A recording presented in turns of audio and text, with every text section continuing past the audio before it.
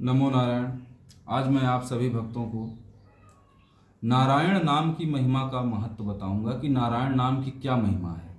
नारायण नाम की महिमा कुछ इस प्रकार से है कि एक ब्राह्मण अजामिल नाम का था। श्रीमद् भागवत जी में यह वर्णन आता है कि अजामिल की कथा आती है। तब कहते हैं एक ब्राह्मण था जो अपने धर्म से पतित हो गया। कहने का मतलब यदि ब्राह्मण भी है और यदि अपने धर्म से वो पतित हो जाता है तो उसके जीवन का कोई मूल्य नहीं है। ठीक, अपने धर्म से पतित होकर के वैश्या की संगति में रह करके और उसी वैश्या से वह विवाह करता है, कुल को चलाने के लिए पशुओं की हत्या करता है, पशुओं को मारता है, उनकी खाल बेचता है और उससे धनार्जन करके अपना घर चलाता है।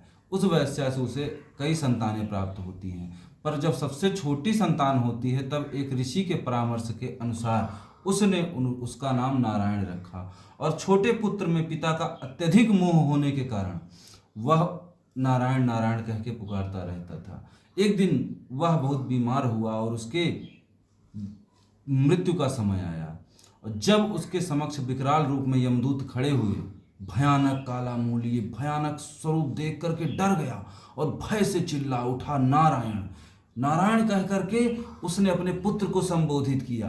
परंतु बैकुंठ में बैठे भगवान श्रीमन नारायण ने अपने पार्षदों को भेजा कि जाओ देखो मुझे कौन बुला रहा है। और यमदूतों में और नारायण जी के दूतों में संवाद हुआ।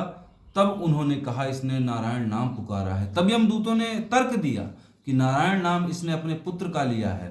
परंतु भगवान नारायण के पार्षदों ने कहा सबसे पहले तो उन्हीं का नाम नारायण है, हमारे प्रभु का, बाकी कोई कुछ भी रख ले। तो इसने नारायण कहा है। अग्नि का स्वभाव है जलाना, चाहे आप जानबूझकर उसमें कुछ डालेंगे और चाहे अनजाने में डालेंगे, उसका स्वभाव है जलाना। अच्छा भी जला देती है अग्नि, बुरा भी जला देती है। इस प्रकार से भगवान का नाम है। चाहे आप जितने भी पाप किए हों, यदि आप भगवान का नाम सुमिरन करते हैं तब आपको जो है निश्चित रूप से उसका लाभ मिलता है। और तब पार्षदों के इस प्रकार बात संवाद होने के बाद अजामिल को छोड़ करके जब यमदूत यमपुरी वापस जाते हैं, जब यमराज जी से सारा वृतांत बताते हैं तो उन्होंने कहा कि अच्छा किया तुम उसके प्राण लेके नहीं आए, क्योंकि नारायण नाम की महिमा बहुत बड़ी है